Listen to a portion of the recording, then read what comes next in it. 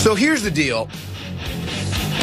We have been telling you that congruently, Facebook, Google, Twitter, and the like have been censoring INFOWARS, censoring conservatives mostly, and really pushing their agenda, wielding their levels of power over these social media ghettos that everyone is on. But now you don't just have to trust our word for it at INFOWARS, tomorrow's news today, next week's news today, next month's news today, next year's news today. We've now got all the evidence, all the documents. You've got the lawsuit going on against Google right now. You've got Project Veritas has already exposed Google and YouTube. And now, in the most recent video, James O'Keefe goes undercover himself and exposes a Twitter engineer talking about potentially working with the DOJ, giving over all of Trump's private messages. Here's the latest from Project Veritas. So you're not a Trump lover? No. We're more than happy to help the Department of Justice in their little investigation. Okay. Like how? Basically give him every single tweet that he's posted. Okay. Even the ones he's deleted. Okay. Any direct messages. Any mentions. Oh yeah. I don't like being part of the machine that is contributing to the America's downfall. You should look at junior and senior and see what's in there. You know what I mean? We can absolutely look at every single message, every single tweet, whatever you logged into, what profile pictures you uploaded, what profile pictures that you thought you were going to do. Are you working with DOJ currently on that? Do you have access to DMs at Twitter? Oh, I do, yeah. Okay.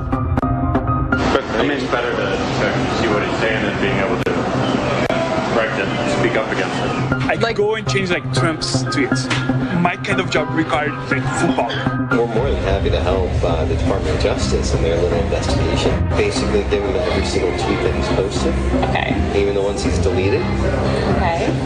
Any direct messages. Any mentions. Oh yeah. No, these are like private messages. Both private and public messages. Like DMs too. Yeah. Veritas believes in the power of free people. If they're just given information, if they're given the truth, they'll make the right decisions. So we're putting on the disguise for tonight's meeting to play.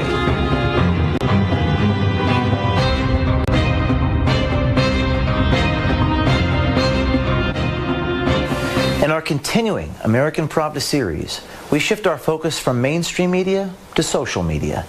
Twitter likes to call itself the global town square, but in reality, they want to control thought, ideas, and even our political system itself. But don't take my word for it.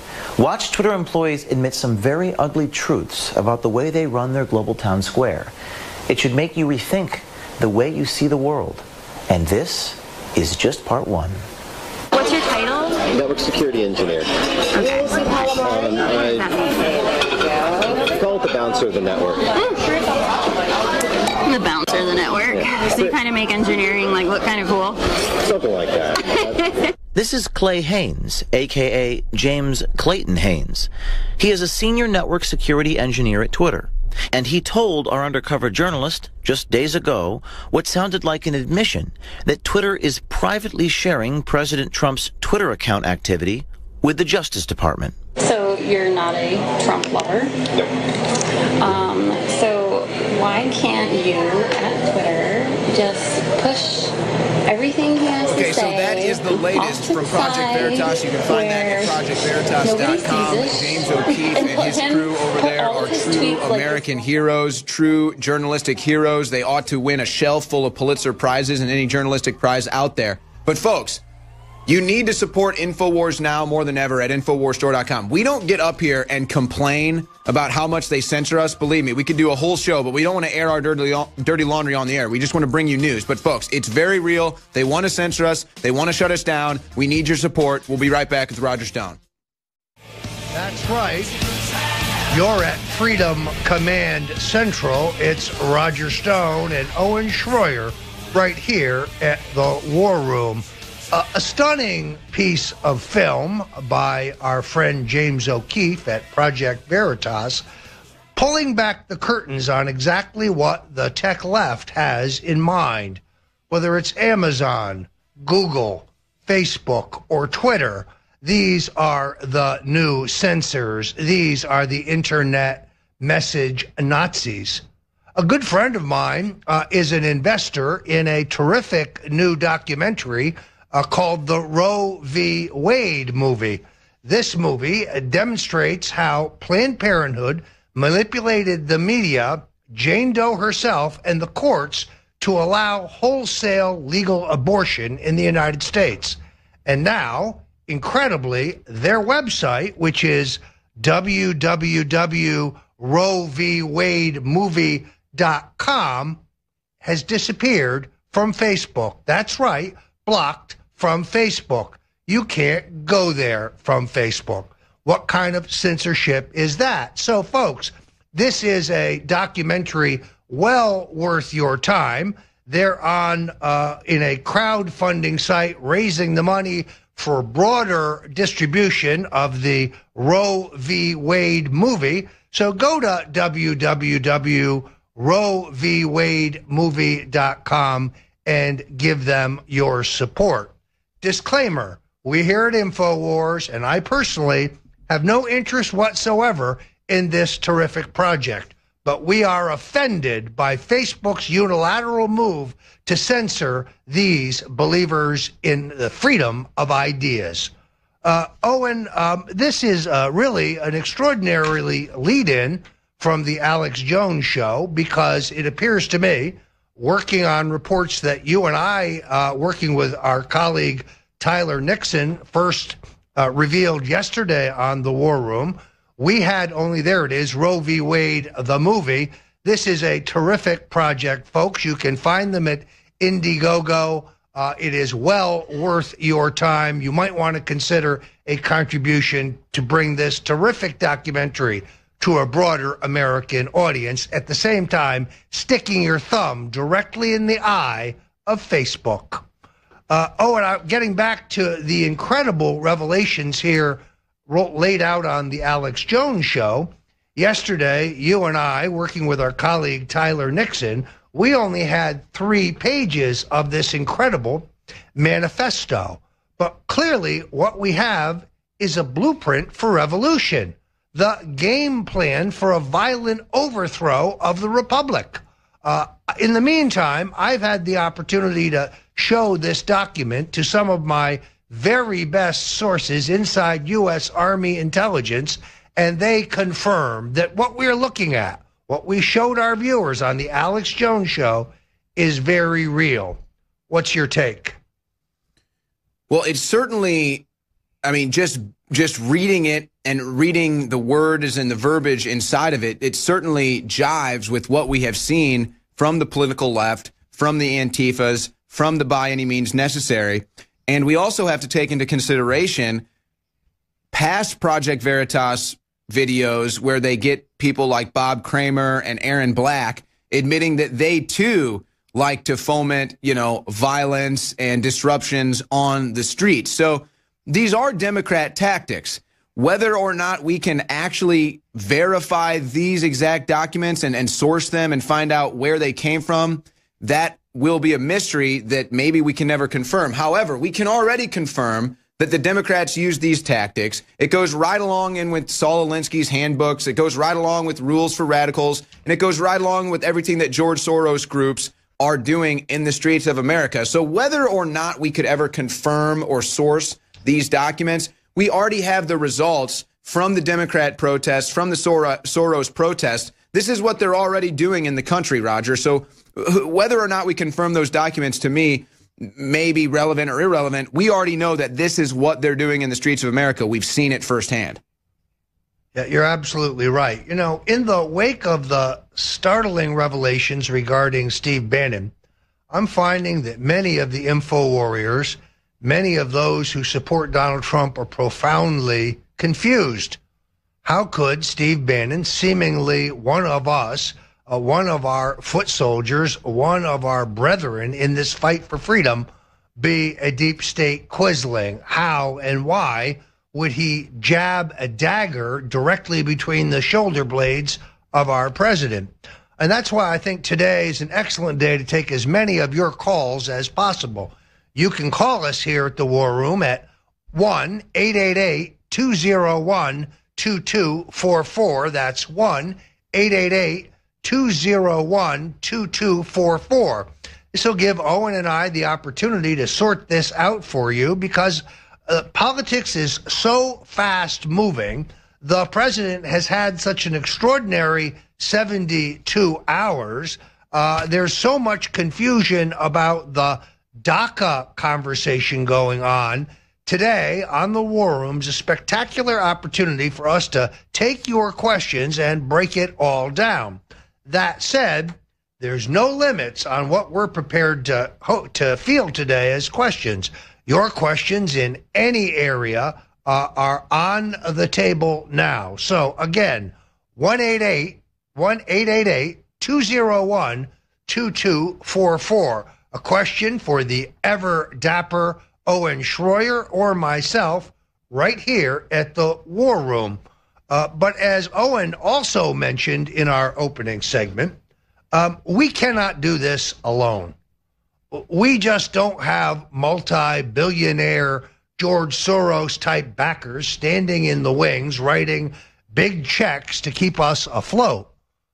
If you like the expansion that Alex Jones has mapped out here, and you heard him say it if you were watching the Alex Jones show, soon we're going to be going to 20 hours a day, well, then we need your support. And there is no better way, no more efficient way for you to support us, in addition to reposting our links that you like in your own social media, than going to the INFOWARS store now and taking advantage of some of the extraordinary discounts we have on our most popular and highly tested products.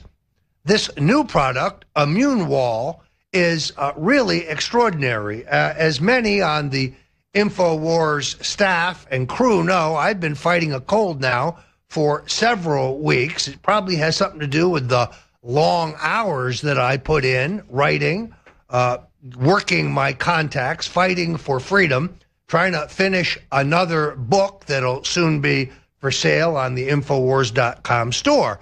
And this immune formula is, based on everything I've read, incredible. I have ordered mine today. I'm hopeful that it's on the way. Most interestingly, the organic olive leaf, which is something I have read about, which is very, very hard to find in a pure form, something that goes all the way back to the Roman Empire as a natural substance that is known to boost immunity, is present in the formula, along with well-immune banker's yeast extract, organic turkey tail, reishi, maktai, and shiitake mushrooms, all known for centuries in Chinese medicine as immunity boosters, along with organic orange and lemon peel, as well as other all-natural, highly tested, and effective ingredients. Now, this boosts the body's defenses, helps strengthen your immune system, helps support healthy function of the immune system, promotes general health and wellness, and assists in fighting fatigue and to boost vitality. I have to believe taking this in conjunction with my favorite, Brain Force Plus, would allow an individual to operate at maximum efficiency and wellness. So do us a favor, do yourself a favor, help us finance the expansion that Alex Jones has mapped out by going to the InfoWars store now. Welcome back. You're at Freedom Command Central. Yes, it's the War Room with your genial hosts, Owen Schroyer and Roger Stone. We've thrown the phone lines open because in this tumultuous period in American politics, there is much confusion. Many asked me, how could Steve Bannon, seemingly a son of the Trump revolution, turn out to be a quisling, denigrating the president, his mental capacities, and accusing his family of treason? But the phone lines are open. Our number, again, 1-888-201-2244 for Owen Schroyer or myself on any topic of your fancy. Owen, I'm going to let you pick the next caller. All right, well, we've got lines loaded up here, so let's start it off with Chris in Utah, wants to talk Breitbart and Bannon. Go ahead, Chris, you're on the air. Owen, as always, it is a pleasure to be speaking with you, and an amazing, immense pleasure to be speaking with you, Roger Stone. Thank you. All right. Let's pretend for a minute, let's close our eyes, and let's pretend we are firefighters. They say when there's smoke, there usually is fire. And more smoke, guaranteed fire. So I look over the last year at the landscape. I look over to the Clintons and the Clinton Foundation. I see smoke. Okay, now that's a little fire over there. Okay, fine, whatever, no big deal. I look at Weinstein. There's smoke there. I look at the Hollywood establishment and the implosion of sexual harassment and assaults and the smoke there.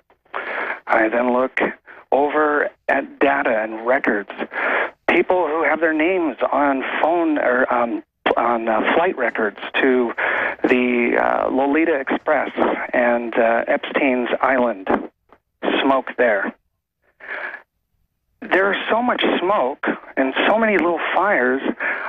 Before I even want to start to put these out, I start to want to zoom out and notice it looks more like a spider web and that they're all connected.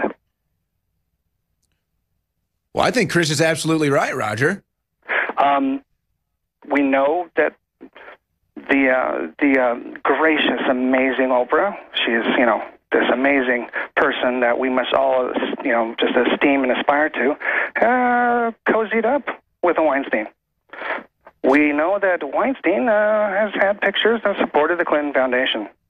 Well, let's just be clear here too. I mean, Oprah was never announced that she'd be running for president. That was a media-driven thing, a liberal-driven thing. It's ironic that Trump couldn't run, according to the liberals, just by being a billionaire TV star, but Oprah suddenly is the one who can do it. But I don't think Oprah was ever really going to run because she's well aware of all those skeletons in her closet. But, I mean, I think that Chris is onto something here, Roger. And, I mean, this is what we've been talking about. Yes, there is a connection here, just like there's a connection between Fusion GPS and the Obama DOJ and the Obama FBI. So, yeah, this is a giant spider web.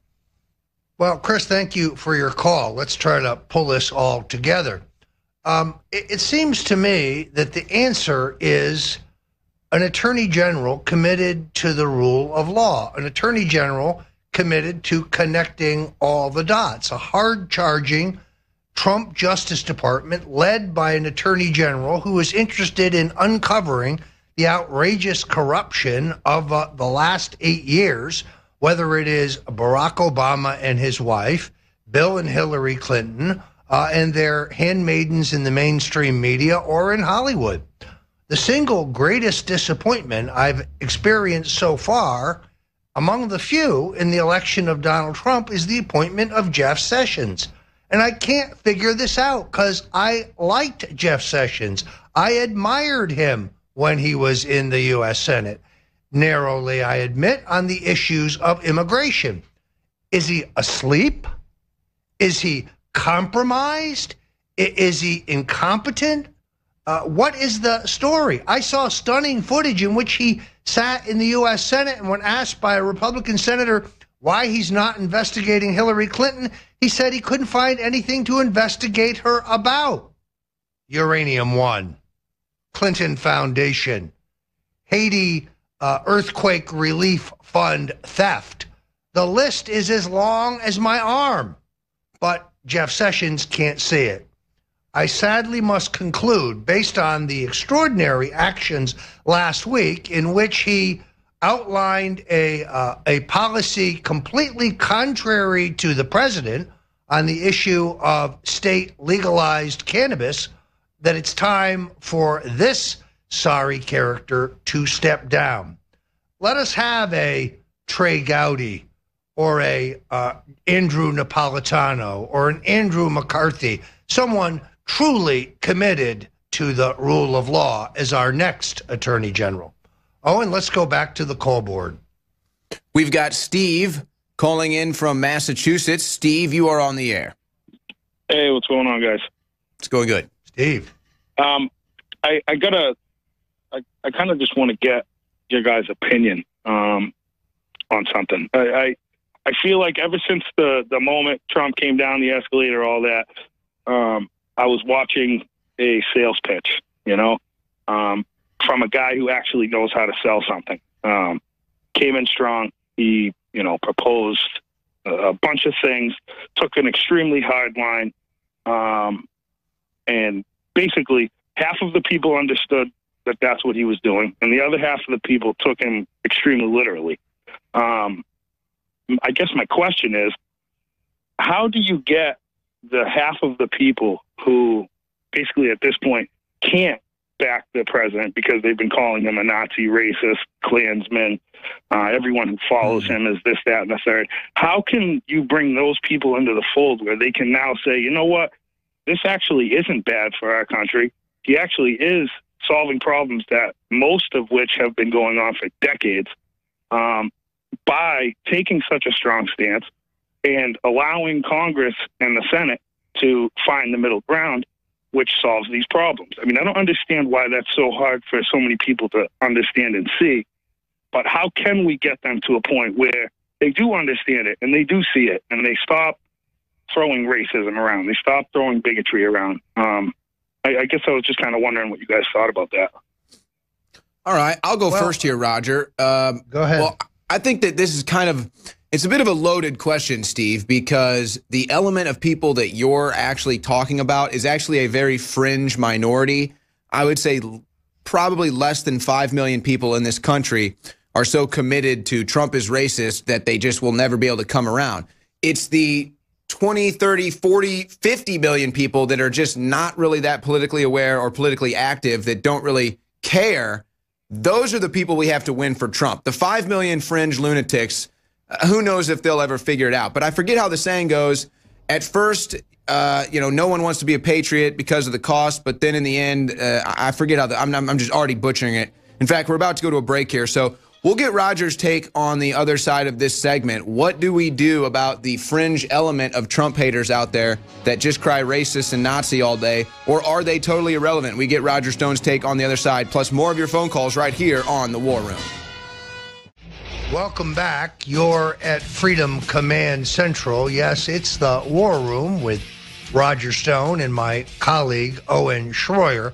I want to address the question that was posed by our last caller, because that day of Donald Trump's formal announcement, a day scoffed at by all the conventional career politicians and the mainstream media pundits, was one of the greatest days of my life. Remember, at that point, I was a consultant to the Trump campaign, a senior consultant, but I was unable to travel to New York for the formal announcement because I'd had surgery on my eye from a detached retina that I sustained in a boxing match. You should not think that that means I'm afraid to climb in the ring with Jake Tapper. As you may have heard on the Alex Jones show less than an hour ago, I will be Alex Jones's second if he gets an affirmative from Brian Stelter. It could be a tag team, Jones versus Stelter. I'll be happy to take on fake Tapper. He's probably 20 years younger than I am, but I will still whip his keister. In any event, what's interesting about that day is that Donald Trump was at least partially working from prepared notes that there had been an enormous effort put into. But you can actually see where he departs from his prepared remarks to speak completely extemporaneously. And it's there that he gets into the question of Mexico shipping us, under our insane immigration policies, some of their worst. Well, the mainstream media put their hair on fire, said, that's it, Trump's finished, he's done, it's over. Of course, he zoomed to the head of the polls, and the rest is history. A day that will go down in history. Donald Trump speaks the common man's language. He speaks in colloquial English that people can understand. I think he has a rapport, Owen, with the American voters. unlike any politician since Ronald Reagan. Yeah, so I guess it's just a matter of, again, I just don't know if there's any hope for the people that still believe that Trump is a Russian agent or Trump is a Nazi. You know, anybody who still believes that is so clearly out of their minds. They're suffering from some sort of mental impairment, maybe a straitjacket in a rubber room. Hey, but I'm glad to hear, though, that you've just said that you would be Alex's tag team partner and whoop Tapper's keister. I really, wow, that's something that I wish that they would actually take you up on. Somehow I still feel like they're too afraid. Let's take another call here for Roger Stone.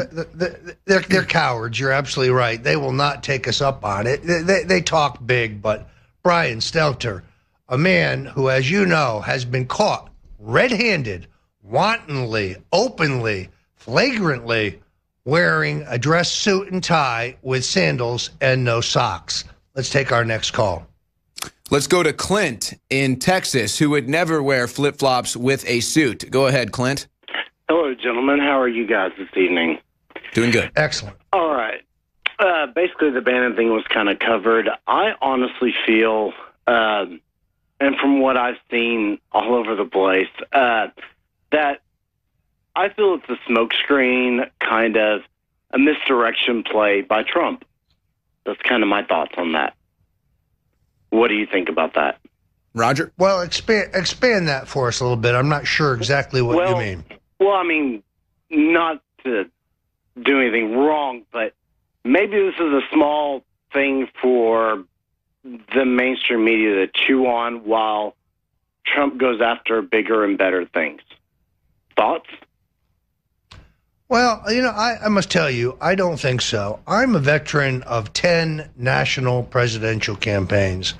That starts with Richard Nixon through 3 campaigns for Ronald Reagan, that great American patriot Bob Dole, unfortunately, a service as a senior consultant to George H.W. Bush until I learned the truth and authored The Bush Crime Family with St. John Hunt, available now at Amazon or Barnes & Noble, the inside story of the Bush crime syndicate. But I must tell you, the one thing that I think you owe a presidential candidate, particularly a winning presidential candidate who appoints you to high public office when no one voted for you, is your loyalty, is your discretion. The idea that Secretary of State Rex Tillerson has to call a press conference to publicly disagree with the president's comments on Charlottesville, I find that disgraceful. Mr. Tillerson's entitled to his view. It's a free country. He's entitled to express that view privately to the President of the United States. But you don't wound the commander-in-chief with a public squabble over a matter which, by the way, Charlottesville, based on everything I can see, does not come under the purview of foreign policy or the State Department. Or then there's Nikki Haley, one of the most virulent anti-Trump critics during the primaries, who has to go on television and say, oh, the women who are falsely accusing Donald Trump of sexual assault, they deserve to be listened to. They may be right. Well, Nikki, why can't you keep your mouth shut? If you feel that way, you have a right to feel that way. Express it directly to the president. Or do you have the nerve? But why must you go public with that? Unless, of course, you're trying to burnish your own reputation for a run for president over my dead body. So this kind of disloyalty, whether it is Tillerson or Haley, or in this case, Steve Bannon. Now, I could understand Bannon's comments if they were after he was fired. I'd chalk it up to animus and anger about being canned. But no, now we learn that he takes Michael Wolff, who is a complete piece of crap. I mean, somebody I've had my own dust-ups with, a man with no integrity whatsoever in terms of journalistic ethics, a guy who's just a stone-cold fabricator, a guy who makes stuff up. But bringing him right into the guts of the White House and spilling your guts while Steve is laying on the sofa in his opulent White House office talking about what an idiot Donald Trump is and how his family is engaged in treason. He deserved everything he got. But now, as I said on the Alex Jones show earlier today, it all comes into play in my mind. All the pieces have come together. Bannon has been a deep state quisling from the beginning. It was Bannon who got General Kelly in place. It's General Kelly who cuts off all alt-right media access to the president. Pardon me. It is also clear that Mr. Bannon had aspirations to run for president himself. Completely and totally ridiculous. We are not going to elect a man president who appears like he's chasing down hobos to get their clothes for his own wardrobe. Oh, and let's go back to the call board. Well, we're almost out of time. Why don't we take this opportunity to remind our audience, thank you very much for your call, by the way, but remind our audience that we are completely and totally listener and viewer supported. There is no better way than for you to go to the InfoWars store now and support us. You'll find our very best products now at some extraordinary discounts, whether it is my favorite, Brain Force Plus, or Survival Shield, Super Male Vitality, Mike Zimmerman's personal favorite, or Secret 12. You can get the very best products at deep discounts and help us fund the extraordinary expansion that you're enjoying on InfoWars right now. Welcome back. You are at the tip of the spear. You are at the War Room with your hosts, Roger Stone and Owen Schroyer. Owen, the GPS fusion scandal has busted wide open through the actions of Senator Dianne Feinstein. The California senator set herself up for an obstruction of justice investigation by releasing the full contents of the investigation and the heretofore sealed GPS Fusion CEO Glenn Simpson's testimony to the Congress. Senate Judiciary Committee Chairman Charles Grassley, a true patriot, was absolutely aghast when, without warning, Feinstein released the full transcript in the name of transparency. A spokesman for Senator Grassley called Feinstein's action confounding and said such a move would jeopardize other highly sought witness testimony. Then President Trump jumped into the fray by tweeting, "Sneaky Dianne Feinstein would release testimony in such an underhanded and possibly illegal way without authorization. It's a disgrace." The end result, of course, of Feinstein's action is to provide a script for other witnesses to follow, to keep their stories carefully coordinated and synchronized. Because of this potential, her actions are typically illegal and could be considered obstruction of justice. Taking the chairman, Grassley statements into light, we see clearly that Trump is right. Let the investigation of Feinstein begin. And then, in another incredibly stunning confirmation of information brought to you here first on InfoWars, Senator John McCain was confirmed as the go-between who passed the phony dossier from its creators to Obama's intelligence network. You heard it here at InfoWars first. Well, and just going through this report, Roger, actually, I'll get to that in a second. Just a couple quick headlines before I do.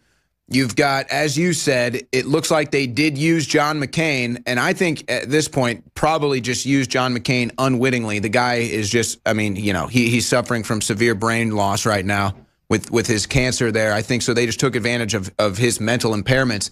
But you also have Trump's attorney, Cohen, is suing BuzzFeed over the infamous dossier. You had Trump today speaking very hard about libel laws. So is he signaling right now to whoever the author of that Russian dossier is, as well as Dianne Feinstein, that they're about to be investigated? But Roger, when you read the release of this document, there's a few things that stick out. If they're going to say that any member of the Trump team or Trump family was guilty of treason because they met with the Russian lawyer Veselnitskaya.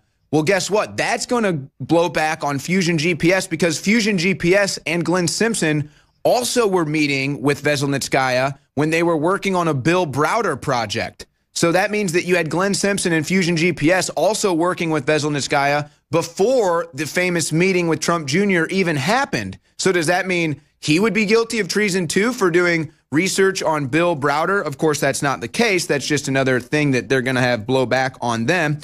In the interview with Glenn Simpson, he will not confirm. He refuses to answer questions on how the dossier or why the dossier was created. And of course, confirmed in this release that we already knew, you already had the collusion with the FBI, the DOJ under Obama, and the DNC under Hillary Clinton's control. So it actually ended up being something that Feinstein, I mean, I don't know if she meant for this to kind of actually work in Trump's favor, but to me, that's what happened here. Well, you know, as I said earlier on the program, they keep telling us that no person is above the law. I wish I shared your benign analysis of John McCain's involvement, but I don't. I think he knew exactly what he was doing. I think he should be grilled by the FBI now. And yes, U.S. senators can be criminally indicted and stand trial just like any other U.S. senator. There's no privilege there.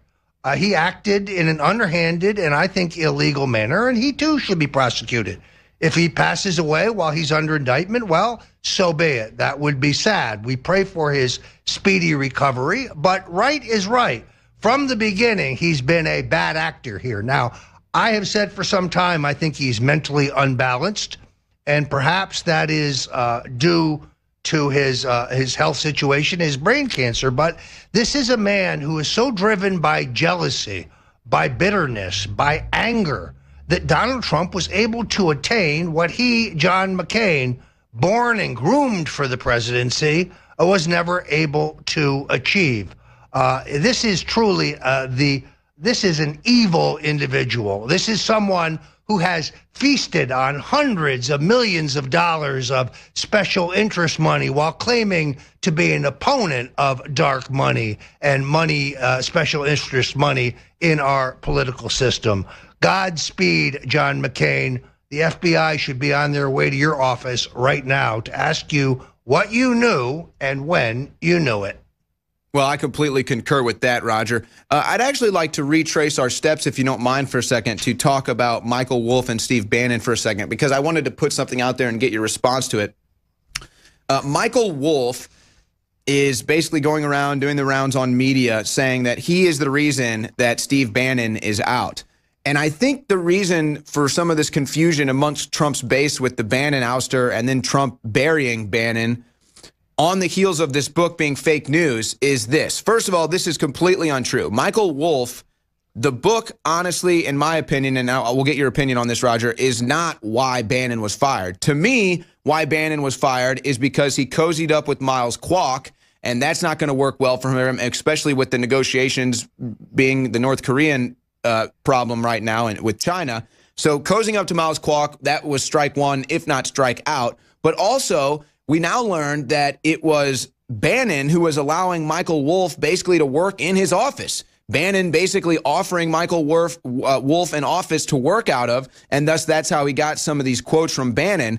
So I think that that's what led to Bannon's ouster, not the fact that Michael Wolff published this book that everybody admits is fake news, including Trump. So that whole weird, I think that that's why a lot of people were confused. Like, why is Bannon ousted over a book that Trump says is fake news? Well, it's because Bannon let the fake news guy in his office, and Bannon was cozying up with Miles Kwok. So that's kind of how I think that went. And I was just curious, what are your thoughts on that?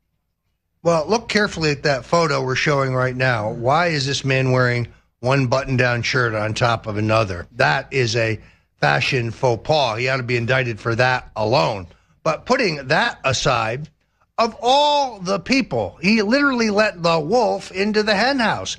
Michael Wolff is widely known as by Republicans and Democrats and all serious journalists, including mainstream media journalists, as a BS artist. This guy just literally makes things up. When Maggie Haberman of the New York Times, one of the most respected reporters in Washington, goes on CNN and accuses of being a fabricator, You know it's true. So why would Bannon put his trust in someone like that unless Bannon thought that he could shape Wolf's narrative to make Bannon look like a hero? In any event, I believe Steve Bannon is finished as a force in American politics. He clearly is not going to be designing a line of fashionable menswear. The man looks like he chased hobos down to grab their clothing. As Alex Jones pointed out today on the Alex Jones Show, this guy looks like he's never met soap and water. Yet Donald Trump awarded this guy with the highest honor you could have, public service, a position of trust and authority, and Steve Bannon sadly violated it. And Trump this is a story of hubris. It's just a story of hubris. And I think that Trump had to make an example of Bannon just like everyone else. If you get in Trump's way, he will bury you. That's what Trump does, so get out of his way. Roger, one more thing before we let you go. Huma Abedin and Anthony Weiner, the report is they call off their divorce, then the lawyers step in and they say, well, hold on, we're not necessarily calling off the divorce. They just want to do it out of court. What do you think the real story here is? I believe they're doing this for legal reasons. Absolutely. This ensures that they can't testify against each other. You see, these are the rats looking at getting off the ship.